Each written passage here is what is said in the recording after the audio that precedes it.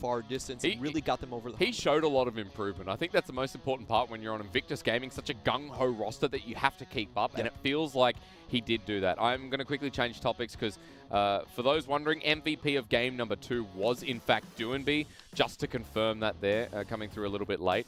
But back to the point of Layan, is that as a rookie, as someone who's been thrown up from IG Young, I think he has filled the shoes, and I think there's a lot of development in process, a lot of potential available for this jungler.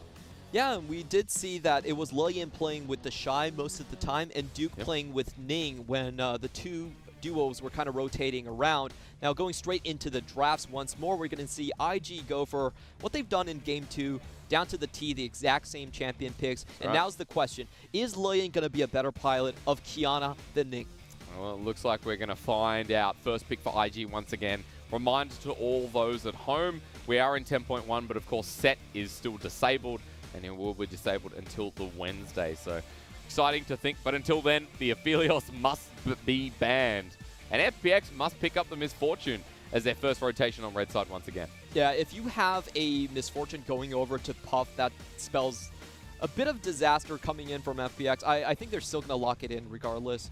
And that should prompt another Braum pick, as we've seen for the entire series coming in from IG. But now I'm curious as to what Puff does in Game 3. It was Varus the option in Game number 2. It was Senna in Game number 1. That was actually open last game. So does he return to that? Do they change their composition or just try and rinse and repeat like what FPX are doing with the Mordekaiser available?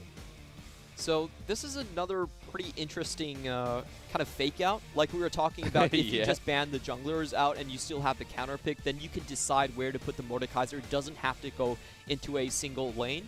And that's just one of the greatest benefits of Doinby. Like Doinby, he played, I did a count, I think he did 21 champions in summer.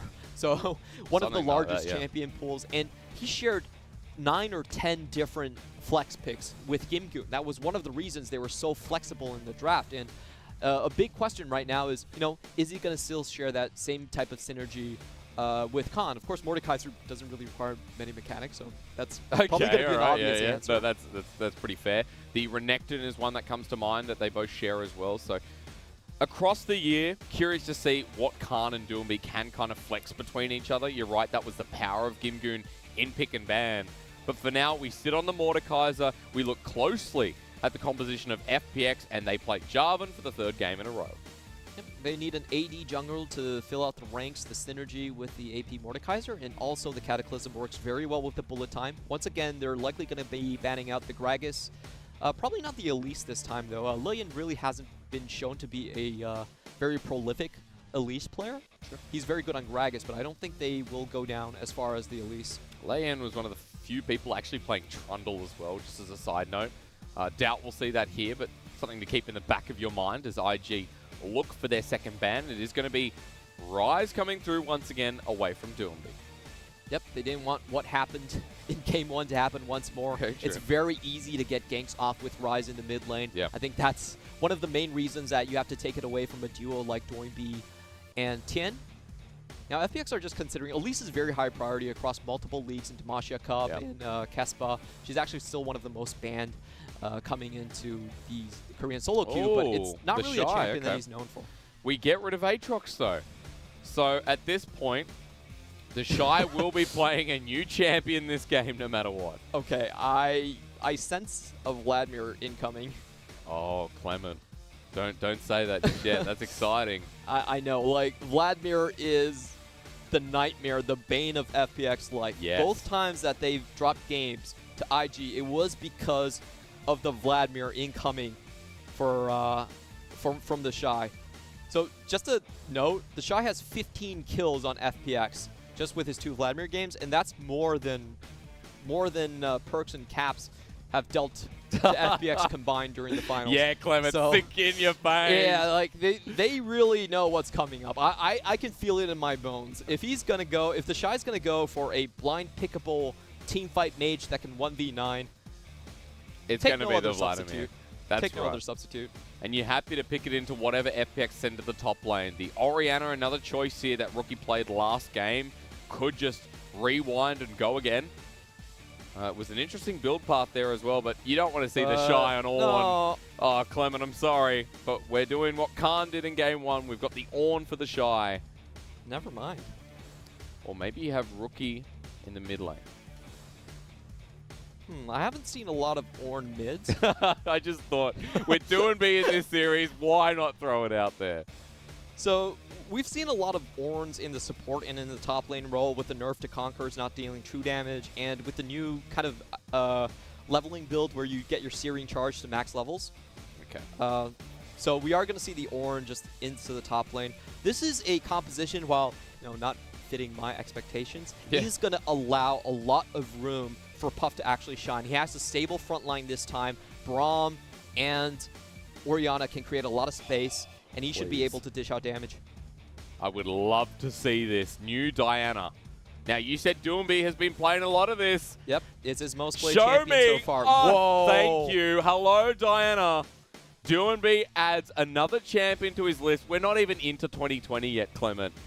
And Doomby's bringing out all stops. Yeah, this is going to be really fun to watch. Our first Diana after the rework to be spotted here. Now, just to give a little bit of short introduction on the Diana, basically she's more incentivized to go into the thick of things. Yep. And a lot of her damage from her passive and her Lunar Rush was moved to her ultimate, which is now her old E. So if she could get the full 5 targets, she gets 740 base damage with a 1.2 AP ratio. It's outside of Aphelios, she is the champion that has the most opportunity to one-shot Pentakill. And if we talk about FPX and IG, how they've been fighting over this series, Diana fits the bill perfectly. Yes. A great way to finish off the series and a great way to showcase how Diana is going to sink into the LPL across the split. If Doomby starts it, you better bet that a lot of teams are going to follow by his example. She is a far better roamer at this point. The build we've been typically seeing has been the Conquerors with Last Stand, which works really, really well with her Pel Cascade, her shielding, keeping her HP, relatively stable even after she's taken a lot of damage because it's a 2-part shield. And with the addition of Lunar Rush pre-6, she's able to do a lot of catches early on, so a much stronger roaming champion. All right, Clement, we've talked a little bit about how FPX fit the Diana into the composition. Always about that diving, the roaming with Doomby and Tien.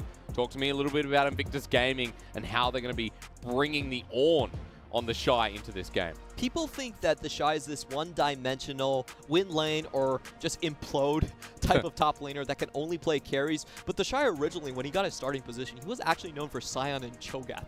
He played the tanks extremely well. He really understood how he could trade with them as well. So IG, I think they're going back to something that has been ancient but unforgotten. This is a great team composition to really showcase Puff. Again, the Wombos there, the build-on-build ultimate that they added with Kiana, the Orianna from last game. Now they have that top lane giant god ram thing. Invictus Gaming bring excitement in their composition, but FPX fire it right back. I'm ready to close this one out. I hope you at home are as well, because IG and FPX, because this is the last time we'll see them in the split, they're going to end it with a bang, and they're going to light up Summoner's Rift here for Game 3.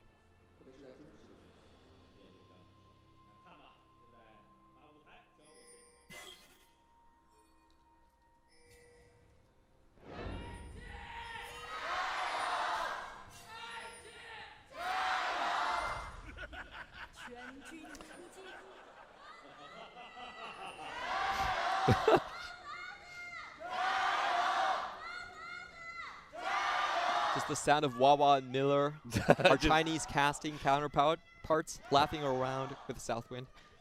Having a good time. All right. That's what I expect to have here in this game. Standard fan out across the board, but you can see IG, no mucking around. It's straight to the red buff here for Lei Yan for his debut game of 2020 Spring. While Tien, not spotted out at the red buff this time, will be going for the same course. Lei Yan has also given them the higher win percentage between himself and Ning during the summer split. So this is something that IG, they probably had in mind coming to it. They could switch around the rosters and make sure that both were performing well. Tien going for the level 2 game. This is early. Now remember that Diana, I think, started with the Pale Cascade onto Rookie. Bit of extra damage. The trade is there. Tien able to force him out at half health. Yeah, really well done by Rookie to just walk away from that. He didn't get to proc his phase rush, but this is going to give such an HP advantage over to Rookie. And Tien's being very persistent. He's coming back in. He's waited for Layan to disappear. Rookie still has flash, though. So for Tien, he burns his first, gets it out of Rookie. Will now walk away after getting traded back, but you take that summoner. You're a Jarvan. Yeah, and this is so much disrespect being thrown into Lian's way. Now, if you look at the wave here, this is going to be very difficult for Rookie to actually manage. He's actually being frozen upon. There's more minions pushing in to the FPX side, and he's going to need to showcase his 2v2 prowess with Lian to get that wave to bounce back. And he has to be careful. He doesn't know which side Tien is going to be. You can see there's a ward towards the top side of River, but Rookie has to play respectful. Even though Lian here going to be pushing towards the blue buff, Tien is nowhere nearby. I do think Lian was actually spotted here. Okay. If you look at the warding position from FPX, he probably most likely did walk over there. So we're going to see some contact. You make an assumption. I do want to talk about the runes here from Duumbi, but notice Lian has picked up the blue buff. We've forced a couple of summoners down the bottom side. Puff cleanses there.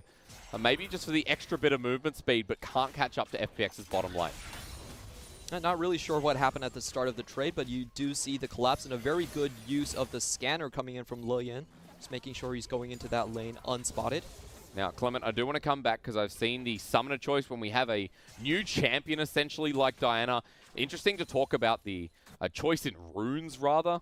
If I get a chance, it's a different story. But we've got Conqueror here on the Diana. Makes sense with the ability to constantly proc. The attack speed she now gets off of her passive too.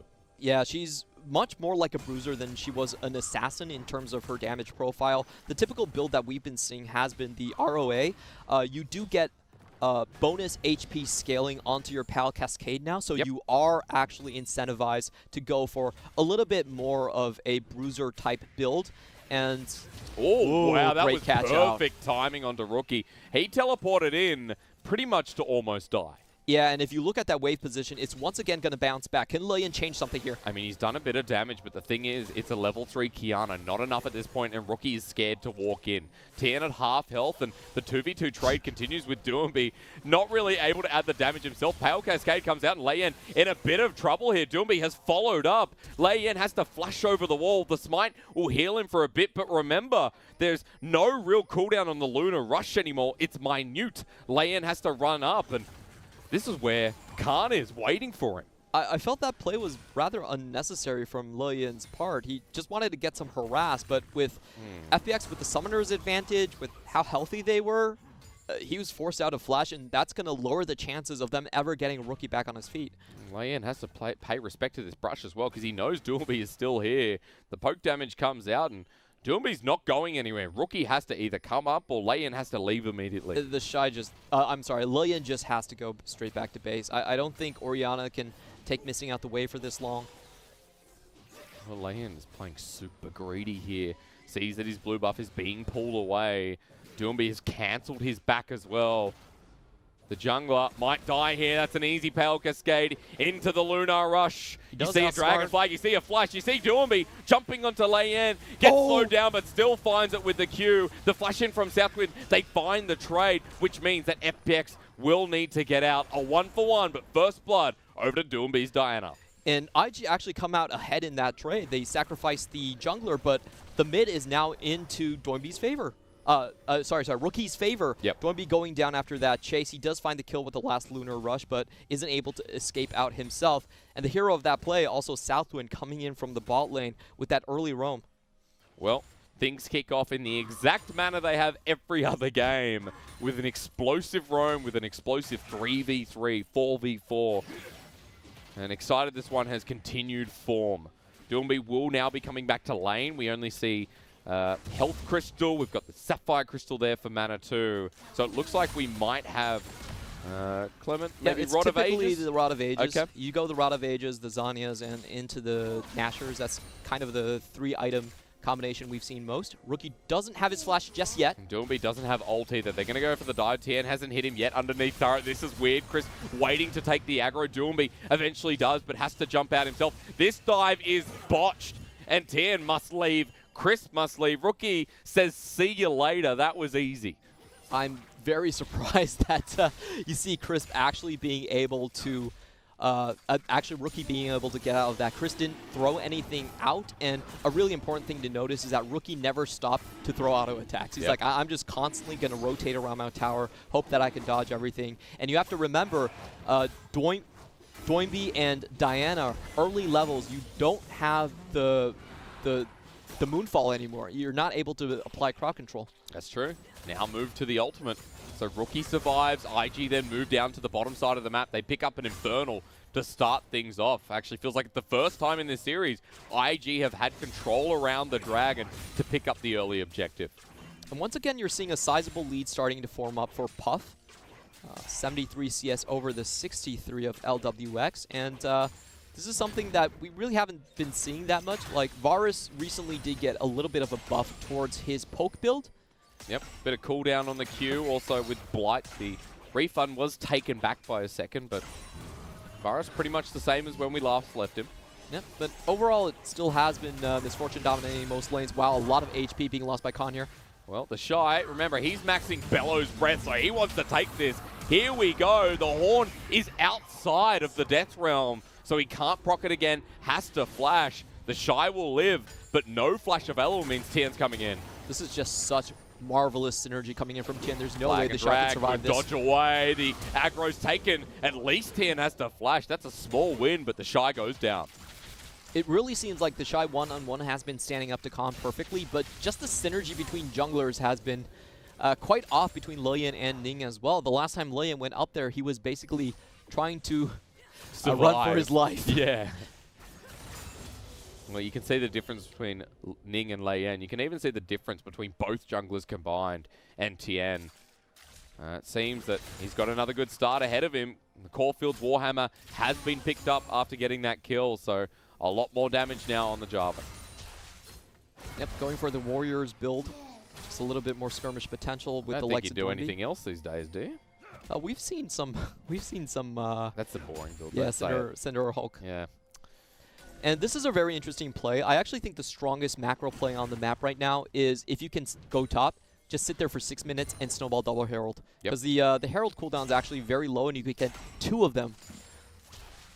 Still, gold still worth for turret plating. Might have gone down, but still very significant. IG moving everyone to the top side as well. The Shy has stuck around. So where you can see Khan has actually moved to the bottom side of the map. The rest of IG want to commit to this. They want priority over the Herald. They have 5 members towards the top lane right now. While Khan is going to get a free lane, more gold, more turret plating. What's going to be more worth? That's an interesting macro decision by IG here. They're just saying that, well, if you're going to transfer top lane, we're going to get here before you. But in the meantime, they are sacrificing a lot of resources on the Shy. He's not going to be able to get any of this wave, and that's not a lane that you want to be behind in. After you see Khan get something like the Leandries, he can just punish the likes of Warren very hard. Already 240 gold here from the turret plating plus the minion waves that he's been cleaning up. And you can see Tien is actually towards Krugs too, just in case the Shy comes back to lane. So there's a lot of power ready to be used when the Shy shows himself. Yeah, and he's also going to be facing a 1v2 at this point as well, so he has to be very careful. This is pretty interesting for IG and them showcasing their trust in Puff and Southwind as a duo. They're sacrificing the Shy's growth and development just to make sure their soul carry, Puff, is going to be able to stand up in the late game. It's funny because there were times when for Jackie Love they would do the same thing. IG's identity has evolved but hasn't changed that much. You can see Puff, he's kept up in CS, but he's lost his edge over LWX. The CS margin now only 5. So we'll wait and see what happens. Puff, when he gets the Blade of the Ruin King, that's when the power comes through. That's when him in this side lane becomes a bit more potent for him to build up that advantage again. Yeah, and talking about IG and their AD carries, they've always had an interesting relation with them. Jackie Love was a very unique AD carry for IG in the fact that he was also one of their main shot callers. Yeah. He directed the team a lot of times, and in the mic check, especially for Worlds 2018, you could hear him trying to call the team back from bad plays and everything like that. So it was really weird to see because at the same time, IG were mainly a topside focused team as well. So they had this scenario where Jackie Love was sort of directing, but a lot of times toward the other lane's benefit. Now they're kind of putting that shot calling maybe resources from Southwind and putting it back onto Puff's lane. Remember, Puff has experience as well, so it's not like you're just throwing a rookie in the deep end and seeing how he's going to go.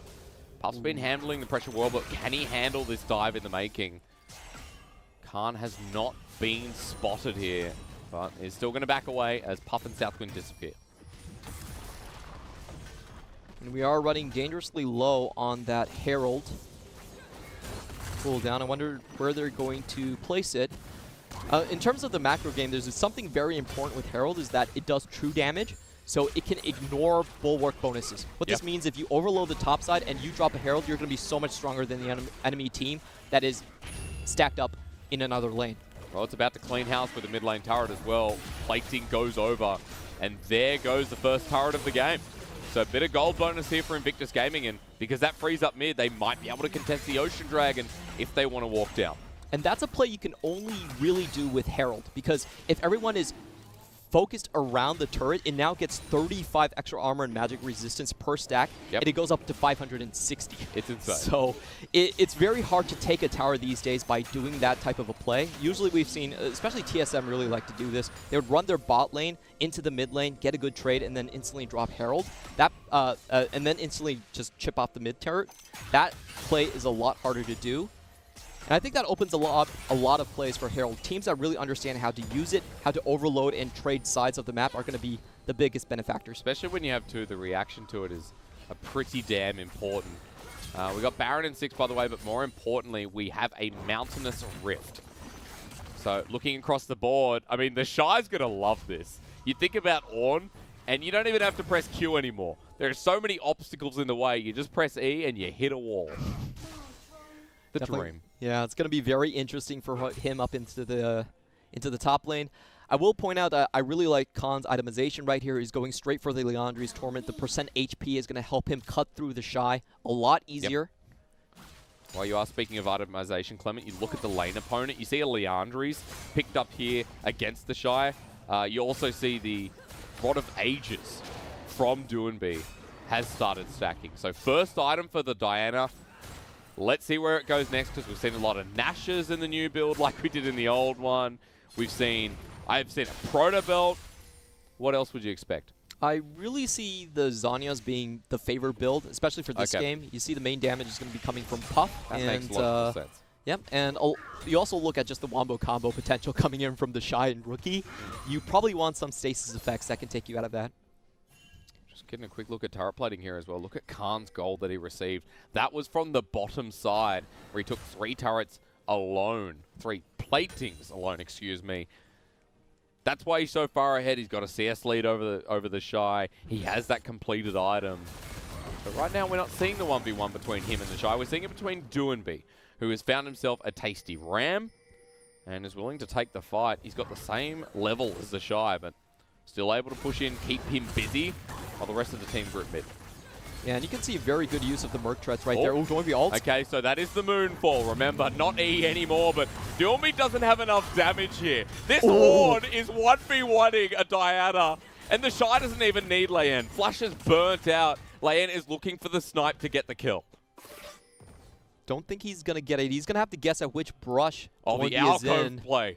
First alcove play of 2020. Layan is like, brush. Alcove. Finds him. Oh, but Doinby, no! He didn't know you were there! Oh, he's dead anyway. Doinby's going to say goodnight. And Layan would have walked past him. Yeah, good kill there coming in from Lillian, just finishing off the play. And what I really want to mention from the Shy in that trade was how many times he actually procced the Brittle. There is no internal cooldown for it, so you can stack multiple Brittle procs off that single play. He got I believe the second proc of Call of the Forge God, and then put on another proc coming in from Searing Charge too. And Ornn is just one of those champions that, even though he's a tank, he has such a massive kill range that you have to respect. It's you know, it starts from like 16% or something on the Bellows Breath, and then it goes even higher for the Brittle. I mean, tank space stats are always a lot better, and it just shows you how this early in the game, Diana doesn't have that much damage to play with, especially against a tank who's building magic resist. And he's also, Diana as a champion is also much more reliant on ultimate cooldowns than before. That's something that we could see from the trade. If it was the old Diana, I don't even think Lillian goes there. Lillian's like, yep, I'm going to respect that and just go home. Well, finds a kill in the end. Also gets the Rift Herald as well. So Invictus Gaming, 2 Rift Heralds this game. They've got a Mountain coming up soon as well. So for Lei to hold onto that Rift Herald, have that power just before the next objective comes up, is a big play. As the Shockwave, speak of the devil, perfect combination there from IG. That's the execution we want to see. All right, Lillian, you're starting blue side from now on.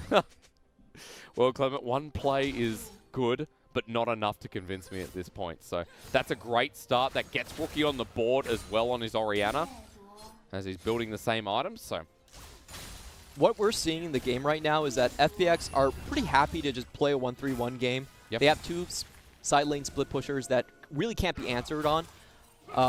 And IG's going to have to find the opportunities to actually force the issue here. Rookie doesn't have any mana, even though he does have a blue buff. So I don't think they're going to go in super hard here. I mean, is Doomby truly going to back here? Didn't think so, because Crisp is towards the top side. LWX can just walk there if need be, and Khan has teleport if they want to force. Because Rookie, at the moment, he's too far forward. He has no mana. Even with blue buff, he has to get out. Yep, and just playing this really calm. You're seeing that FPX are willing to just wave clear, and they're not really forcing the issue. I think a huge problem in Game 1 and Game 2 and why IG were allowed so many backs into the series was because FPX just hard forced when they didn't really need to. So we're seeing a little bit more control being displayed by the championship team. As you would hope for at this point. I want to bring your eyes at the moment, though, to the Mountain Dragon that has spawned, and Invictus Gaming trying to move around it as Chris goes in. That's a perfect ulti. Great execution once again. Cataclysm on top of the Shy. Shockwave is in the pit zone, and Tien gets destroyed. Clement says goodnight, and now we say hello. There's Call of the Forge God, which is nice from the Shy. But he has to run for his life as Khan takes him into the Death Realm, looking for the 1v1. He flashes on top of him. Khan's going to take him out, but now he's in the middle of 2 players. Puff gets taken down desperately low, but survives and picks up the kill. It's a 3-for-3 trade. In the end, FPX might have the shove. And once again, I think FPX just displays that they're the superior team because they have the better setups. That was a deep ward right behind IG's only path toward the Mountain Drake. They collapsed in 3 positions, Diana coming from the back, and also a great ultimate from outside of vision coming in from LWX over the wall. Perfect setup. Look at the amount of vision that they have in that battlefield. There's a reason why Crisp and LWX love this combination. It starts off with the explosion of Lei. Yeah, and just watch Puff. I feel so bad for him because he can't really find his way into the team fight whatsoever. Diana forces him out early, and then Khan has this big bad Death Realm where he doesn't really know what the HP values are. He kind of respects it, tries to go for Rookie, and in the end, he's very ineffective in this team fight. Also burns a lot of summoners, so I feel like FPX, even though they're very superior in the 1-3 element, with all of these summoners burned from key players, they can now go in and just force a straight-up 5v5. Look at the cooldowns for Flash on Tien. Look at it on Doinby. If they flash together, Puff is just dead. Yeah, that's right. And Doinby has his ult back up after the fight as well. Moonfall's cooldown, really not that much. You're looking at a level 12 Dino, so 90 seconds plus cooldown reduction that is starting to get built for the mid laners. So Doinby showcasing a bit here on the Diana, moving into the mid game, going to be a hell of a lot stronger when he gets towards that second item. And especially since we're now on the cusp of yet another mountain, closer towards the Dragon Soul, and Baron now standing right in front of them.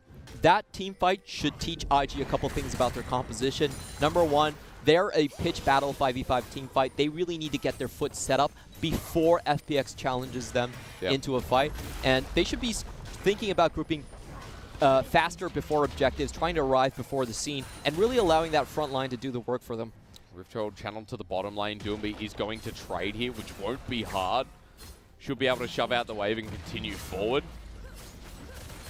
But Gold still at dead even here, just past the 20-minute mark. This says 100% kill participation. However, he is a Jarvan, so I don't really think that counts.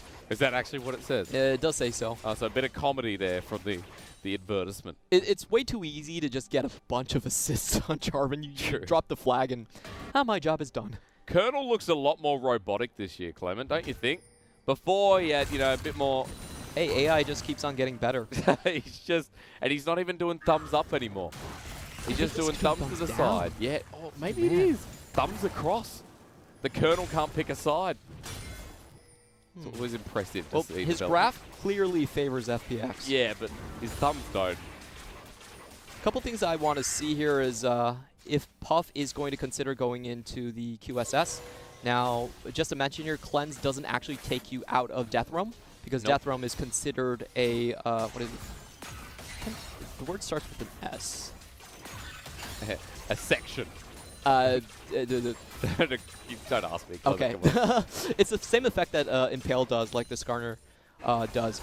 Oh, suppression. Yeah, it counts as suppression, so you can't get rid of it with Cleanse. You have to go for the QSS. Yes. And QSS, look, at this point, you're right. We'll keep an eye on Puff because he's got his 2 items now. This is the perfect time to look for that 1,300 gold, pick up the QSS, and keep himself safe. Yeah, that's the S word I was looking for. Suppression. Thank God it was that and not something else. I do want to check up on items a little bit closer because the Shy has both his upgraded items at the moment. Hasn't gotten to 14 to give it to someone else just yet. But Rookie, 2 items as well. Spellbinders once again in the Orianna build. I didn't get a closer look on what he built last game as his 3rd item, but this is a start for me. Because remember, old Orianna, it was all about the Luden's Echo first into something like a Zhonya's or a supportive items if you want to do Rylai's 4th or 5th as a final destination. He's picked up a Null Magic Resist. Yeah, this build is much more about poke kiting. I think he's going to go for the Banshees next, rather than it is for raw damage. Well, that makes sense. Thank you, says TN once again. And now Puff has a Blade of the King. It's called Might of the Rune King. Ah, yes. There we go. There's some cool names for it. I got to write it down at some point. All I know is Frozen Fist. Yeah, there's a couple items that... Oh, wait a minute. Southwind has found the tag. Oh, no. Never mind. Puff can't land the ultimate onto Doomby. Now, that is a big cooldown at this stage of the game. Tien is here, but on a ward. Dead is he. 15 seconds before Dragon with a Baron also standing right there. Yep, thanks for Yoda casting right there. And Tien, a little bit weird on the positioning. I like what IG were doing right there. They saw that Khan was still not across the river, so they had enough time to just fish for a catch, basically, and they found it. But will they fund the fight here as well? They have all 5 members. The Shy's zoning Khan at this point, and this is the member you really want to stop. If he takes Lei Yan into the Death Realm, it could all be over. Khan gets knocked up there, but that's 4-man Moonfall. Doomby says hello to the skies, jumps back on the shockwave to bring him through. How is nobody dead? He will dead? die eventually because he doesn't have enough damage at the moment. IG survive, even though LWX threatens him. They have to leave, though, away from the Baron buff. That Circlet of the Iron Solari just saved the game right there. That should have been a straight-up team wipe coming in from FPX. The perfect combo, but great itemization choice by Southwind. He pops the shield, keeps everyone alive, and they actually turned that. Somehow, some way, after what was a huge ultimate from Doomby. Oh, so that's not upgraded. It's just Locket at this point, but... Now, point still taken. Very good itemization coming in from Southwind. I mean, it would have been the difference maker at this point as well. But we're just right back into fighting. That's a teleport burn towards the bottom side. The Shy is coming in fast with ultimate almost available. FPX have to leave. They give over the second mountain to Invictus Gaming. And that was a smart move by FPX. Diana was still a ways off to joining that team fight. They recognize even though there was a lot of ultimates used from IG, they're not going to be able to contest this one. Okay, so in a game like this, when you give yourself Mountain Dragon, Clement, I look across and I say, who's the tankiest? A question to be asked a little bit later is, I'm ready to see this again.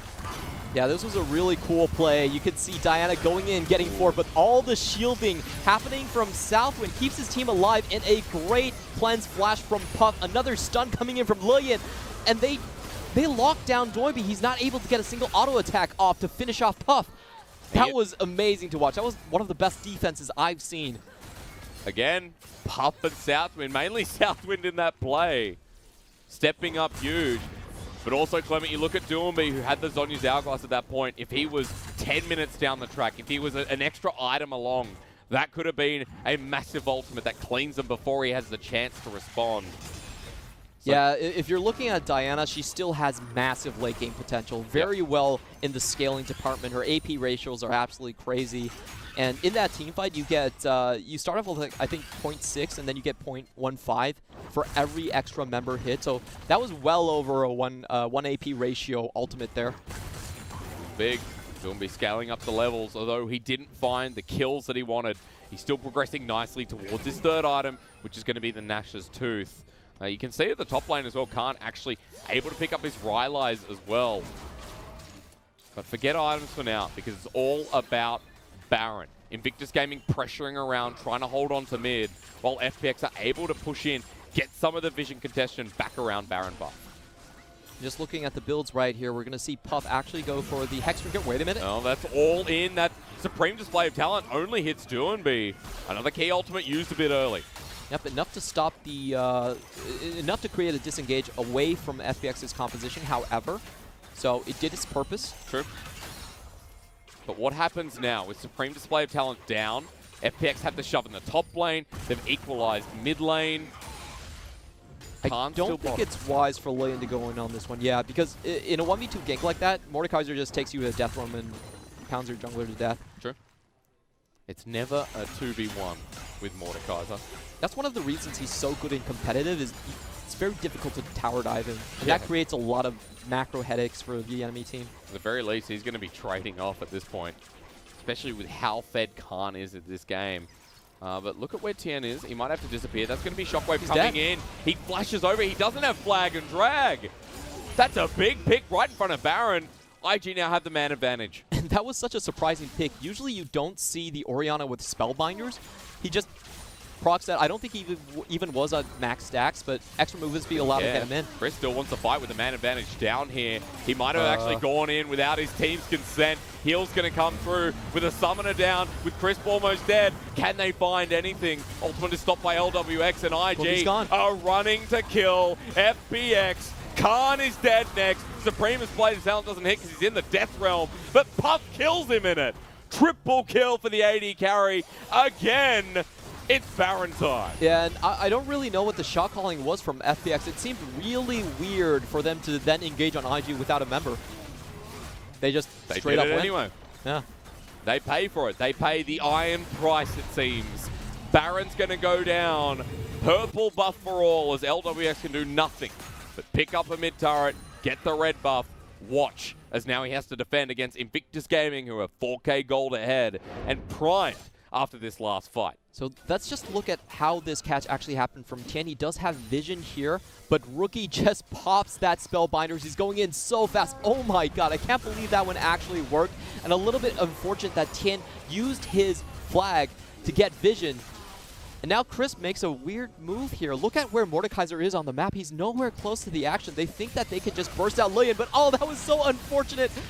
He actually tags Southwind instead. It always goes to the latest target that you've hit. That's right. Oh, so that was just a bit of bad luck on their part, but a very costly part of it. Well, now they're fighting again. They've run up the mid lane. Doomy's caught out. The Diana has to flash away, and he's dead. Cataclysm will come through, but at this point, FPX can do nothing but run. They will trade lane on the back end, but because the numbers are equal, IG continue to push up mid. Yeah, there's 4 major ultimates down. IG are looking to close in on the game. And that's the charge. That's the shockwave. Khan will bring him into the death realm, but at this point, it's just to buy time. The Shy still able to kill him in it. The second time that's happened for Khan. IG know these are big death timers. They know they might be able to end the game.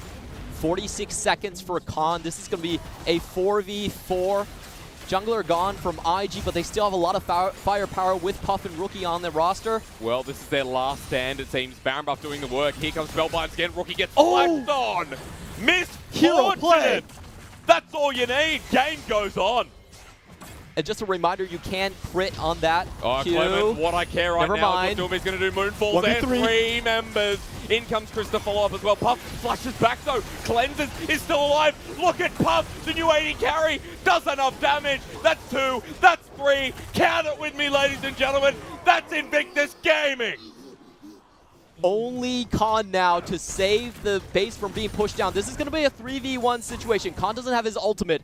We're going into round 3, ladies and gentlemen. But they've still got the Baron buff. The minions are there to help force. Here comes Call of the Ford God. The Ram doesn't land. But Khan draws in the Nethergrass. He has the ultimate soon, but it might not be enough. Lay-in sends in the ulti, destroys him. And FPX last member is down. Invictus Gaming take it all the way to the Nexus. They take down the 2019 World Champions in the first series of the Spring 2020 Split. Revenge from IG completed. They're reminding everyone that even with their summer split, even with their semifinals defeat, there is more than one champion sitting on the throne in LPL. It's IG like to come back and really smack them where it hurts.